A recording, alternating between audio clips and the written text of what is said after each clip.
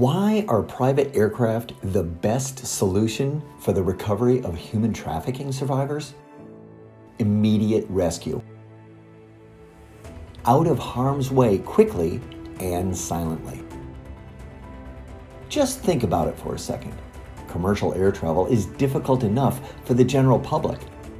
Now imagine recovering a trafficking survivor without any identification, not in any emotional shape to deal with organizing schedules, purchasing tickets, getting identification to go through security, delays, crowded airports, and then boarding a commercial flight with 180 other people.